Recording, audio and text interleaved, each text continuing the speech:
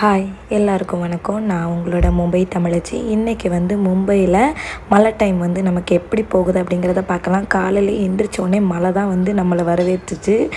ஏன்னா மழை டைம்ங்க முடிச்சு இங்கே எப்போனாலும் மழை பெய்யும், எப்போனாலும் மழை பெய்யாமே இருக்கும். நினச்ச நேரம் மாதிரி இருக்காது, போயிட்டே இருப்போம், அதனால மழை பெய்யும்.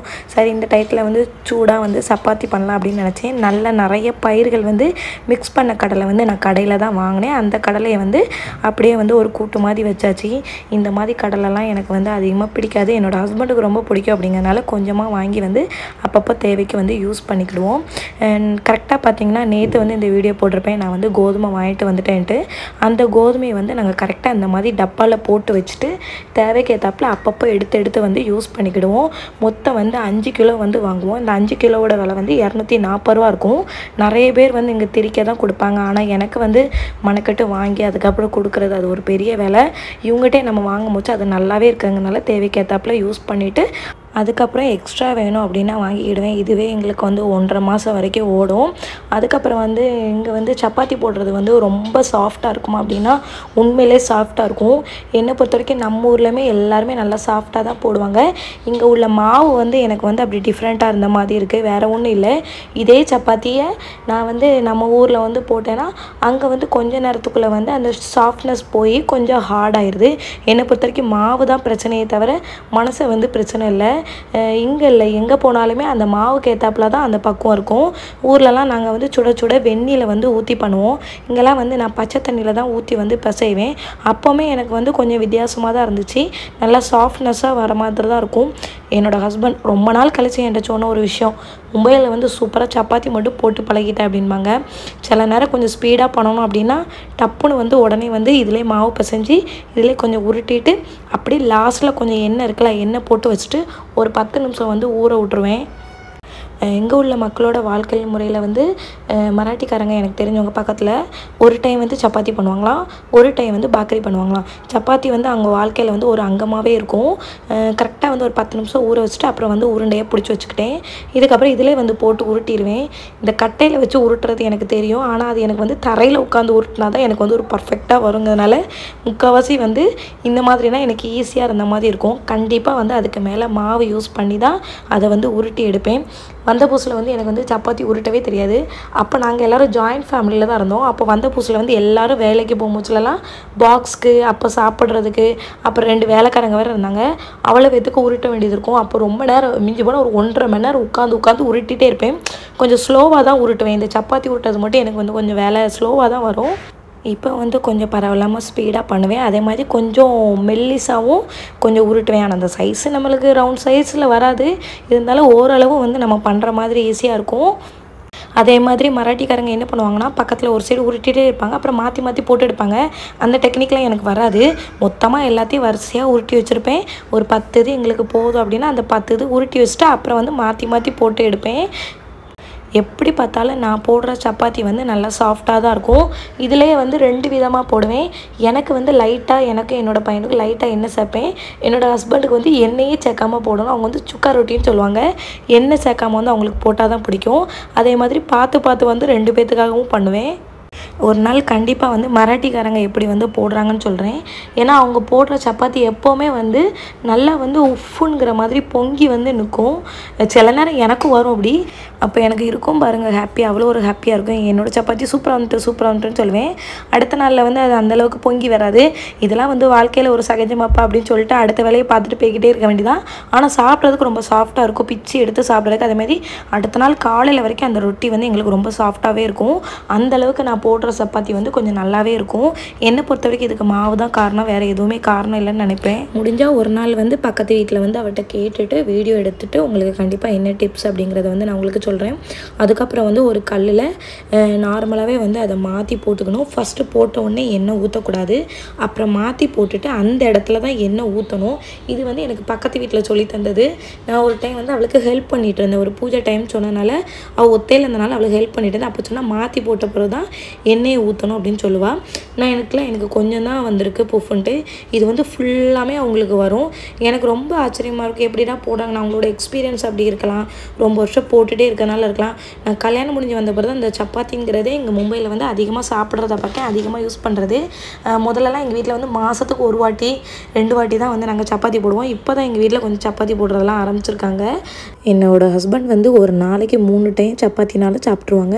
என்னோடய பையனுமே இப்போ அப்படி தான் பழகிட்டு இருக்கான். அவனுக்கு சப்பாத்திக்கு வந்து உருளைக்கிழங்கு பொரிச்சு வச்சா போதும், அதை உள்ளே வச்சு ரோல் பண்ணி அப்படியே வந்து சாப்பிட்டுப்பான். அவனுக்கு எப்போவுமே வந்து ஸ்கூல் டிஃபன் பாக்ஸில் வந்து இதுதான் வந்து அவனுக்கு ரொம்ப ரொம்ப மெயினான ஒரு டிஷ்ஷாகவே இருக்கும். அடுத்த வேலை ஸ்டார்ட் பண்ணணும் அப்படின்னு சொல்லிட்டு சாப்பிட போகலான்ட்டு எல்லோரும் உட்காந்து சாப்பிட்டாச்சு. பையன் தான் சாப்பிட்றது கொஞ்சம் வந்து சேட்டை பண்ணிகிட்டே இருந்தான். அவனை வந்து சமாதானப்படுத்தி சாப்பிட வச்சுட்டு கொஞ்சம் வந்து உடம்பு சரியில்லை அப்படின்னு சொல்லிட்டு இருந்தான். அதனால் அவனுக்கு அன்றைக்கி வந்து லீவ் போட்டேன். ஆனால் ஸ்கூல் ஆரம்பித்தோடனே ரொம்ப ஃப்ரெஷ்ஷாக இருந்த மாதிரி இருப்பான். சரி கீழே போகலான்ட்டு ஷாப்பிங் மாதிரி கீழே வந்து ஒரு சில பொருள் வாங்க வரலான்ட்டு வந்தோம். வந்து பார்த்தா ஓவர் மலை.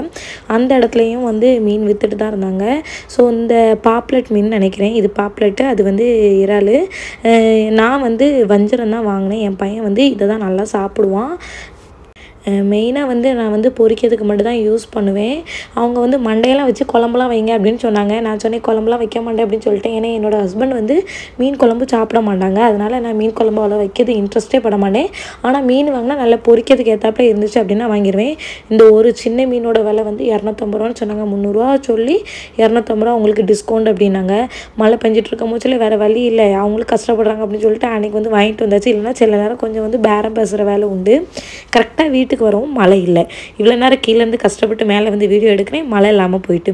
சரி வந்தவுடனே மீனை உடனே வந்து கொஞ்சம் கழுவிடலாம் அப்படின்னு சொல்லிட்டு கழுவுறதுக்கு வந்து ரெடி பண்ணி, எவ்வளோ தான் இந்த மீன் அவ்வளோவா வேலை இல்லைனாலுமே இதில் கொஞ்சம் சைடில் வந்து சின்ன சின்ன செதில்கள் இருக்க தான் செய்யும், அதையும் எடுக்கணும். அப்புறம் அந்த மீனுக்கு நடுசில் வந்து ஓரத்தில் கொஞ்சம் வந்து கலர் டிஃப்ரெண்ட்டாக இருக்கும், அதையும் வந்து கொஞ்சம் எடுக்கணும். அந்த செதில்லாம் நான் அதிகமாக வந்து கத்திரிக்கோல் வச்சு தான் கட் பண்ணுவேன். எங்கள் வீட்டிலலாம் நான் என்ன பண்ணுவேன்னா, எங்கள் அம்மா வந்து மீன் கழுவாங்க. அந்த மீன் கழுவுறதுக்கு வந்து தண்ணி ஊற்றுறது தான் என் வேலையாக இருக்கும்.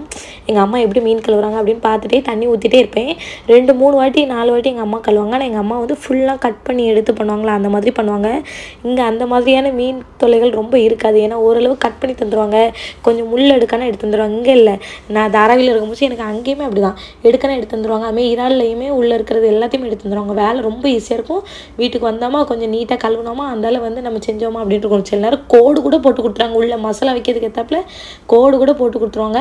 அப்புறம் இந்த பிள்ளைச்சரை மீன் இருக்கலாம், அந்த மீனெல்லாம் வந்து அழகாக தோல் உரித்து சின்ன சின்ன பீஸாக கட் பண்ணி அழகாக தருவாங்க. அதே மாதிரி இங்கே வந்து எண்ணிக்கை விதமாக தான் எங்களுக்கு வந்து மீனோட விலை இருக்கும். நிறைய பேர் வந்து கூறாக வச்சுருப்பாங்க, 4 மீன் 100 ரூபா அப்படிங்கிற மாதிரி வச்சுருப்பாங்க. அதிகமாக எடை போட்டு அதிகமாக வந்து நான் மும்பையில் பார்த்ததில்ல. 4 மீன் 100 ரூபா 150 ரூபா 200 ரூபா அப்படி சொல்லுவாங்க. அதே மாதிரி இங்கே உள்ள எல்லாத்துக்கும் ஒரு வழக்கம் என்னென்னா, எல்லாருமே வந்து கொஞ்சம் வந்து பேரம் பேசி தான் வாங்குவாங்க. நம்ம தமிழ் ஆட்கள் சொல்ல வேண்டாம், நல்லாவே பேரம் பேசுவாங்க, அடித்து தான் பேசுவாங்க. இவ்வளோ கம்மியாக தந்தால் தாங்க அப்படின்னு சொல்லிட்டு அடித்து பேசி வாங்கிட்டு போயிடுவாங்க. அதில் வந்து நம்ம ஆட்களை வந்து அடிச்சுக்கிட்டே முடியாது. மற்ற எல்லோரும் அதேமாதிரி பண்ணுவாங்களா, இன்னுள்ள ஜென்ரேஷன்லாம் அப்படி வாங்குவான்னா வாங்கவே மாட்டாங்க.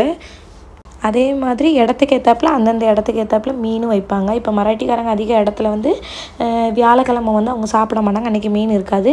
அதுமாதிரி நம்ம தமிழ் ஆட்கள்கிட்ட செவ்வாய் வெள்ளிக்கிழமை ஓரளவு சாப்பிட மாட்டாங்க. அதனால் அந்த நாட்களில் வந்து ரொம்ப மீன் இருக்காது, ஒரு சில கடைகள் மட்டும் தான் இருக்கும். அப்படி அதுக்கு ஏற்றாப்புல இருப்பாங்க. கரெக்டாக மீன் எல்லாம் கழுவி முடிச்சாச்சு. இப்போ பொரிக்கிறதுக்கு வைக்கணும். என் பையனுக்கு ஃபேவரட் வந்து இந்த மீன் தான் வந்து ரொம்பவே பிடிக்கும். அதனால் அவனுக்காக எதுவுமே பார்க்காம வந்து இந்த மீனை மட்டும் வாங்கிடுவேன். ஸோ மழை டைமாக இருந்தாலும் பரவாயில்லன்னு சொல்லிட்டு ஆசைப்பட்டதை வாங்கியாச்சு. ஆனால் வீடு தான் நாற்றம் பிடிக்கக்கூடாதுங்கிறனால உடனே விம்ஜெல் எல்லாம் போட்டு சரி பண்ணி வச்சாச்சு. இந்த பொடி வந்து நான் வந்து ஊரில் தான் வாங்கிட்டு வருவேன். வீட்டிலே ஹோம்மேட் பண்ணுறாங்க அப்படிங்கிற மாதிரி உண்டு ஊர் சைடில். ஸோ அதனால் அவங்ககிட்ட வாங்கியாச்சு. ஒரு பேக்கெட் வந்து 10 ரூபா அப்படிங்கிற மாதிரி இருக்கும். அதனால் ஊர்லேருந்து வரும்போது வாங்கிட்டு வந்துட்டு நல்லா மிக்ஸ் பண்ணிவிட்டு இது மட்டும் தான் போடுவேன். வேறு எதுவும் இஞ்சி பூண்டு பேஸ்ட்டோ எதுவுமே போட மாட்டேன். இதுவே எனக்கு வந்து பொடி வந்து ரொம்ப நல்லா இருந்த மாதிரி இருக்கும். கலரும் எல்லாமே அதிலே கொடுக்குறதுனால ரொம்ப எனக்கு தேவைப்படாது, ரொம்ப நீட்டாக அழகாக இருக்கும். ஸோ அப்படி வந்து எடுத்து கொஞ்ச நேரம் காய வைப்பேன். மிஞ்சி போனால் ஒரு 1/2 மணி நேரத்துக்கு மேலேயாவது காய வச்சுட்டு தான் அதுக்கப்புறம் வந்து பொரிக்கணும். இதுக்கு வந்து நான் வந்து ரசம் வைக்கிறதா இருக்கேன். ஏன்னா வீட்டுக்காரங்க வந்து மீன் ஃப்ரை பண்ணதும் சாப்பிட மாட்டாங்க. அவங்களுக்கு வந்து நிறைய பிடிக்காது. என்னை பொறுத்த வரைக்கும் எனக்கு பிடிச்சது எல்லாம் நான்வெஜ்ஜு, அவங்களுக்கு பிடிச்சது எல்லாம் வெஜ்ஜு. 2 பேர் கடவுளையும் இப்படி மாற்றி மாற்றி படைச்சிருக்காருன்னு எனக்கு தெரியவே இல்லை. அடுத்த கொஞ்ச நேரத்தில் மீன் கழுவி முடிக்கிறதுக்குள்ள மறுபடியும் மழை பெஞ்சிட்டு. இதுதான் மும்பையில் இருக்க ஒரு கெட்ட பழக்கம். நம்ம இங்கே ஒரு சைடு வேலை பண்ணிட்டு இருக்கும்போது ஒரு சைடு வந்து மழை பெஞ்சுக்கிட்டு இருக்கும். அந்த கேப்பில் வந்து மீன் எல்லாம் பொரிச்சிட்டேன். என்னடா மீன் பொரிச்சதை வீடியோ எடுக்கலான்னு வருத்தப்படாங்க. அந்த நேரம் பார்த்து அக்காட்ட ஃபோன் பேசிகிட்டு இருந்தேன், அந்தளவு வீடியோ எடுக்காமல் விட்டாச்சு. பகலில் தான் சில டைமில் வந்து ஃபோன் பேசுகிறது அதெல்லாம் பழக்கம். எங்கள் அக்கா தங்கச்சிக்கிட்ட எப்போமாவது அடிப்பேன், ரொம்ப கிடையாது, ரேராக அடிப்போம். ஊருக்கு போனால் கொண்டாட்ட தாங்க முடியாது, அந்தளவுக்கு கொஞ்ச நேரம் நல்லா படுத்து தூங்கிட்டேன். ஏன்னா இப்போ கொஞ்சம் டைமிங் வந்து மாற்றி எழுந்திரிக்கேன், அதை இன்னொரு நாள் வீடியோவில் உங்களுக்கு தெளிவாக சொல்கிறேன்.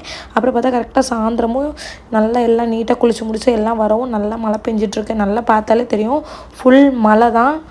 இவ்வளோ மழை பெய்த உங்களுக்கு லீவ் விடுவாங்களான்னு கேட்டால் கண்டிப்பாக வந்து பிள்ளைங்களுக்கு லீவே விட மாட்டாங்க. ரேர், அவங்களா என்றைக்கு நினச்சி விட்றாங்களோ அதான். இங்கே வந்து இது ஒரு நார்மல் மழைலாம் இங்கே ஒரு விஷயம் இல்லை. இதுக்கு ஏற்றாப்புல மக்கள் பழகணும். தண்ணி கெட்டி இருக்குது அந்த மாதிரி ஒரு சூழ்நிலையில் மட்டும்தான் இங்கே வந்து முக்கால்வாசி வந்து லீவ் விடுற மாதிரி சூழ்நிலை பண்ணுவாங்க. போன வருஷம்லாம் பையனுக்கு வந்து ஒரு 2 நாளாக 3 நாளாக லீவ் இருக்கும். நான் நினைப்பேன் ரொம்ப வந்து எனக்கு வந்து மிஸ் பண்ண மாதிரியே இருக்கும். இந்த 90s கிட்ஸ் நாங்களாம் வந்து எப்படின்னா ஸ்கூலில் வந்து லீவ் விடுவாங்க பார்த்துக்கோங்க. முந்தின நாளே உட்காந்து மழை பெஞ்சிட்ருக்குமா, உட்காந்துருந்து டிவியே பார்த்துட்ருப்போம், லீவ் போடுதாங்களான்ட்டு. அடுத்த நாள் காலையிலேயே எழுந்திரிச்சு லீவ் விட்டாங்களா எழுந்திரிச்சு பார்ப்போம். ஆனால் வந்து இங்கே வந்து பிள்ளைங்களுக்கு வந்து லீவே விட மாட்டேங்காங்க. என் பையனே மழை நல்லா பெஞ்ச ஒரு ஸ்டார்டிங்கில் ஒரு 3 நாள் லீவ் விட்டாங்களாமா அப்படின்னு கேட்டான். இல்லை தம்பி உங்களுக்கு லீவ்லாம் விட மாட்டாங்க அப்படின்னு சொன்ன மாதிரி இப்போ அவனே வந்து என்ன ஆகிட்டானா மாறிட்டான். ஆமாம் நமக்கு லீவ் விட மாட்டாங்க அப்படின்னு நினச்சிட்டு இப்போம்லாம் அவன் கேட்குறதே கிடையாது. கரெக்டாக ஸ்கூல் போகும்போச்சா மழை பெஞ்சாலும் மழை பெஞ்சாலும் அவன் பாட்டுக்கு போகிறான் வாரான். இப்போ அவனுக்கு வந்து இந்த மழை வந்து பழகி போச்சு, நமக்கு எப்படி பார்த்தாலும் லீவ் விட மாட்டாங்க அப்படின்னு சொல்லிட்டு. அதே மாதிரி வந்து இந்த மழை நேரத்தில் வந்து ஸ்கூல் பஸ்ஸில் விடுறது வந்து ரொம்ப பெஸ்ட்டாக இருந்த மாதிரி இருக்கும். மெயினாக வந்து இப்போ நாங்கள் வந்து ப்ரைவேட்டாக ஒரு பஸ் தான், ஆனாலும் அது பஸ் மாதிரி இருக்கனால வந்து பையனுக்கு வந்து கொஞ்சம் நல்லாவே இருக்குது. ஈஸியாக வந்து போயிட்டு வரதுக்கு ஏற்றாப்புல இருக்கும். என்னை பொறுத்த வரைக்கும் மழை டைம் வந்து இங்கே மெயினாக வந்து பஸ் தான் வந்து ரொம்ப கம்ஃபர்டபுள். நம்ம கொண்டு போய் விட்டுட்டு கூட்டு வரது வந்து ரொம்ப பெஸ்ட்டுன்னு சொல்ல முடியாது. கரெக்டாக வந்து ஈவினிங் வந்து சாமி கும்பிட்டு முடிச்சாச்சு. ஒரு சைடு ஹஸ்பண்ட் வந்து வேலை பார்த்துட்ருக்காங்க, அவங்களுக்கு கொண்டு போய் கொடுக்கணும். அடுத்து பையனுக்கு எல்லாத்துக்கும் பொட்டு வச்சு விடணும், ஆரத்தி எல்லாமே கொண்டு போய் காமிச்சிட்டு வரணும். ஸோ எல்லாமே பண்ணியாச்சு. எப்போவுமே எங்கள் வீட்டில் வந்து நான் பூஜை பண்ண முடிச்சா பக்கத்து வீட்டு பிள்ளைங்க யாராவது ஒருத்தங்க இருப்பாங்க, இல்லை நான் பூஜை பண்ணி முடித்த பிறகு வருவாங்க. கண்டிப்பாக அவங்களுக்கு வந்து குங்குமம் திருநீர் எல்லாம் நம்ம ஊர் சைடில் எப்படி வைப்போமோ அப்படி தான் அவங்களுக்கு வச்சு விடுவேன். அந்த வீட்டுக்காரங்களே சொல்லுவாங்க, உங்கள் வீட்டில் வந்தால் நீ உங்கள் முறைப்படி தான் வச்சு விட்ற அப்படின்னு சொல்லுவாங்க. இந்த டீ தூள் வந்து இப்போ புதுசாக வாங்கியிருக்கேன், ஆனால் வந்து ரொம்ப சூப்பராக இருக்குது. இதை நல்லா யூஸ் பண்ணி பார்த்துட்டேன் 1 வீக் மேலே. நல்ல கலரும் கொடுக்குது, டேஸ்ட்டும் வந்து ரொம்ப அருமையாக இருக்குது. இதில் வந்து நான் கொஞ்சம் இஞ்சி தட்டி போட்டு கொஞ்சம் 2 ஏலக்காயும் போட்டு தான் வந்து இந்த டீ வந்து குடிப்போம். ஆனால் வந்து டீயோட டேஸ்ட்டு வந்து ரொம்ப நல்லாயிருக்கு. இதுக்கு முன்னாடி வந்து வேறு ஒன்று யூஸ் பண்ணிகிட்டு இருந்தேன். சரி ரொம்ப நாளாக அதே யூஸ் பண்ணுறோமா, இப்போ வேறு யூஸ் பண்ணி பார்ப்போமா அப்படின்னு சொல்லிட்டு வேறு வந்து யூஸ் பண்ணேன். கரெக்டாக வந்து நைட்டு வந்து சாம்பார் வந்து வச்சுட்டேன். ஏன்னா வந்து அடுத்த நாள் காலையில் ஸ்கூலுக்கு யூஸ் பண்ணிக்கலாம், நமக்கு யூஸ் பண்ணிக்கலாம். அதிகமாக சாம்பார் வந்து நான் கொஞ்சம் ஃப்ரிட்ஜில் வச்சுட்டு அடுத்த நாள் இட்லி தோசைக்கு வந்து அடிக்கடி யூஸ் பண்ணுறதுனால கொஞ்சம் தேவைங்கிறனால ஸ்டோர் பண்ணியே வச்சுருவேன். அதனால் வைக்க முடிச்ச சாம்பார் கொஞ்சம் அதிகமாக வைப்பேன். ஸோ கரெக்டாக படுக்க போகலாங்கனால பெட்டை க்ளீன் பண்ண முடியாச்சு. இந்த பெட்டை க்ளீனாக வைக்கிறது என்னோடய ஹஸ்பண்டை மாதிரி யாரும் அடிச்சுக்கவே முடியாது, ரொம்ப நீட்டாக சூப்பராக வைப்பாங்க. கரெக்டாக பார்த்தோன்னா நைட்டு தூங்க முடிச்சுலேயும் மழை பெஞ்சிட்டு தான் இருக்குது. மும்பையில் வந்து மழையை பற்றி சொல்ல போனால் வந்து மழை வந்து எல்லாரோட வாழ்க்கையில் வந்து ஒரு மிகப்பெரிய ஒரு விஷயமாக தான் இருக்கும். ஏன்னா அது அவங்க வாழ்க்கையோட கடந்து ஒரு குழந்த மாதிரி தான், அதுவும் கடந்து போகிற மாதிரியே இருக்கும். ஊர்லேருந்து வந்த பிறகு ஒரு 2 வாரமாகவே எனக்கு ரொம்ப வந்து சளி தொல்லை அப்படிங்கிறதுனால என்னோடய ஹஸ்பண்ட் வந்து நிலவேம்பு கஷாயம் வந்து அவிச்சிட்டாங்க. அவங்களுக்கு இதான் வேலை, சளி காய்ச்சல் ஏதாவது ஒன்றா உடனே கஷாயம் வச்சு தந்துடுவாங்க. அதுவும் இவ்வளோ பெரிய டம்ளரில் தராங்க. இது 200 பால் பிடிக்கும். இந்த டம்ளர் நிறைய சின்ன பையனுக்கு பாதி, எனக்கு வந்து ஃபுல்லாக கொடுத்துட்டாங்க. நான் மருந்தெல்லாம் குடிக்க சொன்னால் குடிச்சிருவேன், ஆனால் குடிச்சு முடிச்சுட்டு லாஸ்ட்டில் அந்த சீனியை கூட போடுறதுக்கு என் வீட்டுக்காரங்க தர மாட்டாங்க. அதுக்கப்புறம் சண்டை போட்டு தான் வந்து சீனி வாங்கி லைட்டாவது சாப்பிட்டா தான் எனக்கு திருப்தியாகவே இருக்கும். அவங்க என்ன சொல்லுவாங்கன்னா, நீ மருந்து குடிச்சால அதுக்கான எஃபெக்ட் வந்து இந்த சீனி சாப்பிட்டேன்னா வராது அப்படின்னு சொல்லிடுவாங்க. இப்போ நான் வந்து என் பையனையும் கெடுத்துட்டேன். என் பையனை இப்போ சீனி தாமா அப்படின்னு சொல்ல ஆரம்பிச்சிட்டான். மும்பையில் வந்து ஒரு மிகப்பெரிய கஷ்டம் என்னென்னா துணி காயறது வந்து ரொம்பவே கஷ்டமாக இருக்கும். இதுதான் வந்து இருக்கிறதுலே நான் வந்து பட்ட ரொம்ப கஷ்டம். இப்போலாம் வந்து 2 நாளைக்கு ஒரு வாட்டி தான் துணியே துவைக்க முடியுது. ஏன்னா அந்த அளவுக்கு வந்து காயவே மாட்டேங்க. முடிஞ்ச அளவு வந்து ஃபேன் போட்டு தான் வந்து துணியை வந்து காய வைக்கிறதே விளைக்கும் இந்த டைமில். ஏன்னா நான் எந்த இதுவுமே ஜன்னல்லாம் ஓப்பன் பண்ணி வைக்க முடியாது. ஓப்பன் பண்ணி வச்சா கூட மழை வந்துடும் அப்படிங்கிறதுனால ஒன்றுமே செய்ய மாட்டேன். அதே மாதிரி இந்த ஸ்டாண்ட்லாம் வாங்கினா அந்த மழை டைம் மட்டும் தான் யூஸ் ஆகும், மற்ற டைம் அவ்வளோ யூஸ் ஆகாதுனால அதெல்லாம் வாங்கி வேஸ்ட்டுன்னு சொல்லிட்டு வாங்க மாட்டேன். மற்றபடி வந்து ஃபேன் மட்டும் போட்டு விட்டாலே ஒரு 1.5 நாளில் வந்து காஞ்சிரும். ஏன்னா வந்து அதிகமாக என்னோடய ட்ரெஸ் தான் அதிகமாக இருக்கும். நான் தான் வந்து ஒரு நாளைக்கு 2-3 ட்ரெஸ் மாற்றிட்டே இருப்பேன். திடீர்னு வெளியே போனால் வேறு ஒரு ட்ரெஸ் போடுவேன், அதை மறந்துடுவேன். அடுத்த நிமிஷம் வந்து சாயந்தரம் புதுசாக ஒரு ட்ரெஸ் போடுவேன். அப்படி ஒரு நாளைக்கு 3 ட்ரெஸ் 4 ட்ரெஸ் போடுறது நான் தான் போடுவேன். அப்புறம் திடீர்னு நைட் சூட் போட்டிருப்பேன், ஹஸ்பண்ட் வெளியே போனோடனே அப்புறம் ஒரு சுடிதார் தூக்கி போடுவேன். இப்படி போட்டு ட்ரெஸ் மட்டும் அதிகமாகிட்டே இருக்கும். இன்னும் ஒரு 3 மாதம் தானே, அதுக்குள்ளே மழை முடிஞ்சிடும், அப்புறம் பார்த்துக்கலாம் அப்படின்னு விட்டாச்சு. ஓரளவு வந்து என்னோடய விளாக் வந்து முடிஞ்சிட்டு.